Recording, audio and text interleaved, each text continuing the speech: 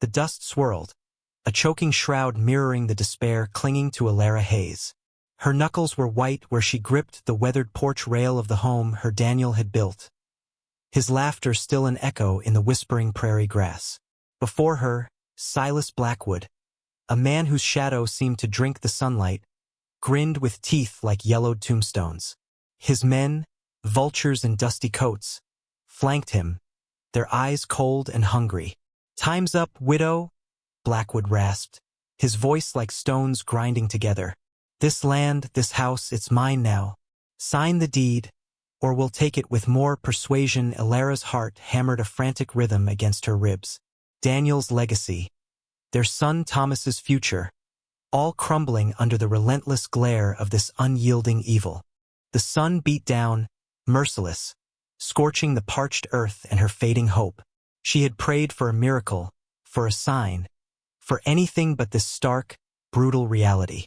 The scent of sagebrush and her own fear was thick in the air. Thomas, barely 10, stood small and defiant beside her, his hand clutching hers, a miniature man trying to shield her from the storm.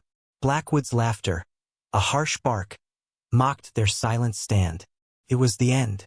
The vultures were circling, ready to pick the bones of her life clean. And in that moment, when the last ember of hope was about to be snuffed out by the desolate wind, a lone rider emerged from the shimmering heat haze, a figure as indistinct as a dream, yet as solid as the unforgiving land itself. He moved with a quiet purpose, drawing nearer, the slow creak of saddle leather a counterpoint to the thudding of Alara's desperate heart. The stranger reined in his horse, a lean, dust-covered Appaloosa, its coat the color of the earth itself. His face was hidden beneath the brim of a battered hat, but his stillness was more potent than any threat Blackwood's men had yet offered. He surveyed the scene, his gaze lingering on Alara's pale face, on Thomas's small, clenched fists, then settling on Blackwood with an unnerving calm. "There seems to be a misunderstanding here," the drifter said, his voice quiet, yet carrying an edge that cut through the oppressive heat. Blackwood sneered. "No misunderstanding, Drifte. "Just business. Ride on.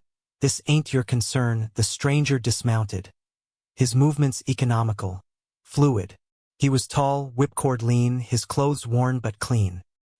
He pushed back his hat, revealing eyes the color of a stormy sky, etched with a sorrow that spoke of old pains, but also a fierce, unyielding resolve. "When a woman and a child are threatened," he said, his gaze unwavering, "it becomes everyone's concern." He reached into his saddlebag and produced a single, gleaming brass cartridge, holding it between his thumb and forefinger. "I have one bullet, Mr. Blackwood. It's for the leader of any pack that preys on the weak." He then turned his gaze to Alara. "And I have a deal for you, ma'am. This bullet for their departure. In return, I ask only for a chance to work this land, to help you defend what's yours. Not as a hired hand, but as a partner." Blackwood's men shifted, their bravado wavering under the intensity of the stranger's quiet offer. Alara looked from the single, potent bullet to the man's earnest eyes. A desperate, fragile seed of hope, long dormant, began to unfurl within her. Alara Hayes, caught between the devil she knew and the savior she didn't, found her voice, a mere whisper against the vast silence of the plains. "And if they return?" Silas Blackwood, recovering his bluster, spat on the ground. "You think one bullet and some fancy talk scares me, Drifter? This land is as good as mine." The stranger, who called himself Jonas, never took his eyes off Blackwood. "This bullet is for you, Blackwood, should you press the issue now. As for later." He gave a slight, almost imperceptible nod. "We'll be ready." There was a conviction in his tone that brooked no argument. He slid the bullet into the chamber of the worn Colt Peacemaker at his hip with a click that sounded unnaturally loud in the sudden stillness. For a long moment no one moved. The sun blazed. Then, Blackwood, perhaps seeing something in Jonas's storm-gray eyes that went beyond mere threat, something akin to a promise forged in hellfire, cursed under his breath. "This ain't over, Drifter. Or you, widow. You'll regret this day." He wheeled his horse, his men reluctantly following, their retreat kicking up a cloud of resentful dust. Alara let out a breath she hadn't realized she was holding, her knees suddenly weak. Jonas holstered his weapon, the tension slowly ebbing from his shoulders. He turned to her, his expression softening. "The name's Jonas, ma'am. And you are?" "Alara. Alara Hayes. This is my son, Thomas," who had watched the exchange with wide, unblinking eyes, finally spoke. "Are they gone for good, mister?" Jonas knelt, bringing himself to the boy's level. "For now, son. But men like that, they carry grudges like a disease. We'll need to be watchful." His gaze met Alara's again. "The deal stands. If you'll have me," she nodded. A single, decisive movement. There was little choice, but more than that, there was a flicker, not just of hope, but of something else, a reluctant trust in this quiet, determined man who offered not just a bullet, but a share of the burden. The days that followed settled into a rhythm of wary cohabitation and hard work. Jonas was a man of few words, but his actions spoke volumes. He moved into the small, dilapidated bunkhouse, asking for nothing more than Daniel's old tools and the chance to prove his worth. The sagging fence line, a constant source of Alara's worry, began to straighten under his capable hands. He mended the barn roof, patched by Daniel but leaking anew, his movements sure and efficient, a stark contrast to her own fumbling attempts. Alara watched him, her initial suspicions slowly giving way to a grudging respect. He never intruded, never presumed. He ate the simple meals she provided with a quiet gratitude, his eyes often distant, as if seeing landscapes only he remembered. Thomas, however, was less reserved. The boy, starved for a male presence since Daniel's passing, shadowed Jonas relentlessly. He'd sit on the top rail of the corral, peppering Jonas with questions as the man worked with their aging mare, coaxing a gentleness from the animal that Alara hadn't seen in years. Jonas answered patiently, sometimes with a rare, fleeting smile that touched his eyes, making him look younger, less burdened. He showed Thomas how to whittle, how to track small game, how to listen to the language of the wind in the cottonwoods. Alara would see them sometimes, heads bent together over some small task, a fragile peace settling over the ranch that had known too much sorrow. The threat of Blackwood lingered, a dark cloud on the horizon, but for the first time in a long time, the sun felt a little warmer on Alara's face. She found herself leaving an extra biscuit on Jonas's plate, mending a tear in his worn shirt when he wasn't looking, small gestures of an unspoken gratitude, a tentative bridge forming across the chasm of their shared uncertainty. One evening, as the crickets began their nightly chorus and the sky bled into hues of orange and purple, Alara found Jonas by the well, staring out at the vast expanse of the prairie. The air was cool, carrying the scent of dust and distant rain. "It's a good piece of land," Jonas said, his voice quiet, almost a part of the encroaching twilight. "Your husband, he had a good eye for it." Alara joined him, her arms crossed against the chill. "He loved it more than anything, poured his heart and soul into it. That's why I can't. I won't let them take it." A comfortable silence settled between them, a silence that was becoming less about caution and more about understanding. "I knew a place like this once," Jonas said, his gaze fixed on the horizon. "Lost it. Lost everything." The admission hung in the air, heavy with unspoken grief. Alara didn't press, sensing the raw wound beneath the surface. Instead, she said, "You're good with Thomas. He misses his father." Jonas nodded slowly. "A boy needs a man to look up to, someone to teach him things." He paused, then added, almost to himself, "Someone to protect him." The next day, a small band of coyotes, emboldened by hunger, threatened the few chickens Alara had managed to keep. Before she could even raise an alarm, Jonas was there, his movements swift, driving them off with well-aimed stones and a fierce shout, his presence a shield around her small homestead. He didn't boast, didn't even mention it afterwards, simply went back to repairing a harness. But Alara saw, and Thomas saw, the ranch was slowly healing, not just the fences and the barn, but something within its inhabitants too. The specter of Blackwood was ever present, but now it felt less like a death sentence and more like a battle they might actually face together. The relative peace was shattered one sweltering afternoon. Young Thomas, returning from checking rabbit snares Jonas had taught him to set, burst into the yard, his face pale with fright. Mama! Jonas, riders, not Blackwood's main bunch, but some of his men. I saw them watching the hollow from the ridge. Alara's heart leaped into her throat. Jonas was instantly alert, his calm demeanor a steadying influence. How many, Thomas? 3, maybe 4. They had rifles. Jonas nodded, his expression grim. They're testing us. Probing for weakness, he looked at Alara. We need to show them there isn't any, for the rest of the day. An unspoken tension gripped the ranch. Jonas moved with quiet purpose, checking his Colt, ensuring the old rifle Daniel had left was clean and loaded. He didn't suggest Alara and Thomas hide.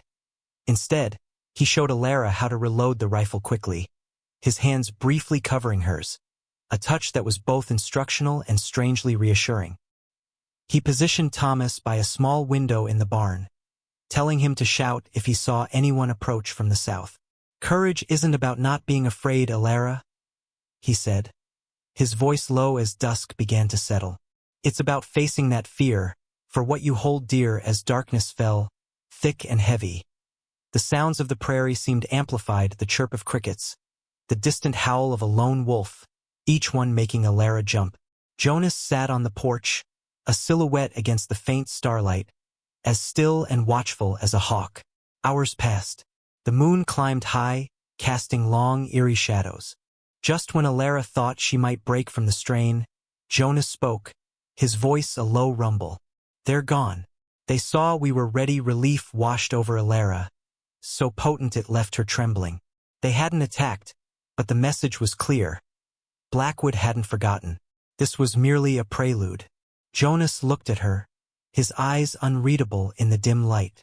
He'll come back, Alara. With everyone he has. We need to be more than ready. We need to be a fortress. The following weeks were a blur of preparation. Jonas, with an almost feverish intensity, worked to fortify the ranch. He reinforced the doors and windows of the small cabin, dug shallow trenches in strategic locations, and stockpiled firewood and water. He taught Alara more about handling the rifle, her initial awkwardness slowly giving way to a grim proficiency. He even showed Thomas how to use a slingshot with surprising accuracy, turning the boy's fear into focused determination. There were moments, amidst the hard labor and the ever-present tension, where a different kind of bond deepened between them. Shared meals became less silent, filled with plans and quiet encouragement. One evening, Jonas found an old, battered harmonica in Daniel's belongings. He cleaned it carefully and began to play, hesitant at first, then with a surprising sweetness. The melodies were melancholic, speaking of long roads and lost dreams, but they filled the small cabin with a warmth that pushed back the encroaching darkness, if only for a little while. Alara would listen, her mending forgotten in her lap, watching the firelight play on Jonas's weathered face, a face that was becoming achingly familiar. She learned that his silence wasn't aloofness, but a deep well of sorrow he rarely allowed to surface. He spoke in fragments of a wife and child, lost to a fire set by men very much like Blackwood, their land stolen, his life irrevocably altered. The single bullet he carried, he confessed one night, was one he'd crafted himself, a symbol of a justice he was still seeking, a promise to prevent such tragedy from befalling others if he could. The unspoken question of what would happen after Blackwood, if they survived, hung in the air, a fragile hope they didn't dare voice. Then the day arrived as they knew it must. A lookout Jonas had established on a distant rise. A simple pile of stones Thomas was tasked to topple if he saw a large party, was disturbed. Thomas came running, breathless. The stones, Jonas, they're down. A dust cloud, a big one. The calm before the storm had broken. Silas Blackwood and his gang, at least a dozen strong, rode out of the morning mist like wraiths from a nightmare, their harsh whoops and hollers shattering the dawn's fragile peace. They fanned out, a menacing crescent moving to encircle the small ranch. This was no mere probe. This was the full force of their malice, intent on crushing the defiant widow and the drifter who dared stand with her. Jonas stood on the porch, rifle in hand, Alara beside him, her own weapon clutched tightly, her face pale but resolute. Thomas was inside, tasked with reloading, his small hands surprisingly steady. "Remember what I taught you, Alara?" Jonas said, his voice calm amidst the rising cacophony. "Aim steady. Make every shot count. We fight for every inch." The first shots from the outlaws peppered the cabin walls, splinters flying. Jonas returned fire, his shots measured, precise. One outlaw cried out, clutching his shoulder, his horse rearing. Alara, her heart pounding like a war drum, raised her rifle, found a target, and squeezed the trigger.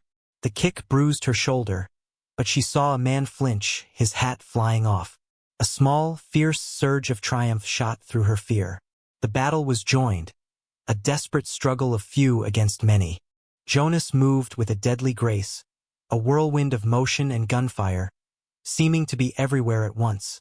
His presence a bulwark against the tide of attackers. He yelled instructions, encouragement, his voice cutting through the din. "Hold the line, Alara." "Thomas." Another rifle. The air filled with the acrid smell of gunpowder, the screams of men, the whinnying of panicked horses. Blackwood, directing his men from a slight rise, roared in frustration as his initial assault faltered against the surprisingly fierce resistance. He had expected a quick, brutal victory, not this hornet's nest. He urged his men forward, his face contorted with rage. The fight raged, a desperate ebb and flow of violence. An outlaw, attempting to flank the cabin, was met by Jonas, who appeared as if from nowhere, his colt barking twice. The man fell, and Jonas was already moving, anticipating the next threat. Alara, finding a grim rhythm, reloaded and fired, each shot a prayer, a defiance. She saw Thomas at the window, his young face a mask of concentration as he passed her freshly loaded rifles, his small role vital in this deadly dance. Then, disaster struck. Two of Blackwood's men, bolder than the rest, managed to reach the small barn, setting it alight. Flames leaped towards the sky, smoke billowing, threatening to engulf their meager defenses. "They're trying to smoke us out," Alara cried, her voice laced with panic. Jonas's jaw tightened. "Thomas, stay down." "Alara, cover me." Before she could protest, he sprinted towards the burning barn, a silhouette against the roaring inferno. Blackwood saw his chance. "He's trapped. Get him," he bellowed. Several outlaws converged on Jonas, who used the smoke and flames as cover, his shots still finding their mark. But he was outnumbered. Alara watched in horror as one of Blackwood's men took aim at Jonas's exposed back. There was no time to shout, no time to reload her rifle. Acting on pure instinct, she grabbed Daniel's old hunting knife from her belt and charged, screaming a wordless cry of fury and desperation. She plunged the knife into the outlaw's side just as he was about to fire. He gasped, his shot going wild, and crumpled. Alara stood panting, blood on her hands, the world a red haze. Just then, Silas Blackwood himself, seeing an opening, spurred his horse directly towards the cabin, towards Alara and Thomas. He raised his pistol, a triumphant sneer on his face. At that precise moment, Jonas, having fought his way clear of the barn, saw the imminent danger. He had one shot left in his Colt, the single, specially crafted bullet he'd carried for so long. With deadly calm, amidst the chaos, fire, and smoke, he raised his arm, aimed, and fired. The shot rang out, clear and true, distinct from all others. Silas Blackwood jerked in his saddle, his eyes wide with disbelief, the sneer frozen on his lips. He clutched his chest, then slowly toppled from his horse, landing heavily in the dust. The one bullet had found its mark. With Blackwood's fall, the remaining outlaws faltered. Their leader was gone, their will broken. Seeing Jonas, Alara, and even young Thomas still defiant amidst the smoke and flames, their resistance turned to rout. They scattered, disappearing back into the prairie as quickly as they had come, leaving behind their dead and wounded. Silence descended, broken only by the crackling of the burning barn and Alara's ragged gasps. Jonas rushed to her side, his face smudged with soot and concern. "Are you hurt?" he asked, his voice rough. She shook her head, still trembling from the adrenaline and the violence. No. Thomas. Young Thomas emerged from the cabin, his eyes wide but unharmed. He ran to his mother, burying his face in her skirt. Jonas looked at the carnage, then at Alara, a deep, weary understanding in his eyes. The immediate threat was over, but the cost was etched on their faces, in the smoldering ruins of the barn, in the blood staining the earth that Daniel had loved. They had survived, but they were changed. As the sun climbed higher, casting its indifferent light on the aftermath, they worked together, tending to Alara's minor scrapes, dousing the last of the flames. The single, spent cartridge from Jonas's final shot lay in the dust near where Blackwood had fallen, a small, brass symbol of a terrible justice rendered. Later, as an exhausted peace settled over the ranch, Alara found Jonas by the well, cleaning his colt with slow, deliberate movements. "You saved us," she said softly. He looked up, his storm-gray eyes meeting hers. "We saved each other, Alara. And Thomas, he was brave," he paused. "That bullet, it was meant for the man who destroyed my life. But I think perhaps it found its true purpose today. Protecting a new beginning, instead of just avenging an old end."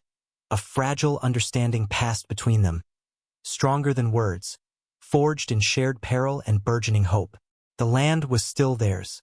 They had paid a heavy price, but in doing so, they had also found something invaluable. A partnership, a resilience, the nascent promise of a chosen family. The future was uncertain, but it was theirs to build, together, from the ashes of the past. The setting sun painted the sky in colors of fire and peace. A new dawn already whispered on the horizon.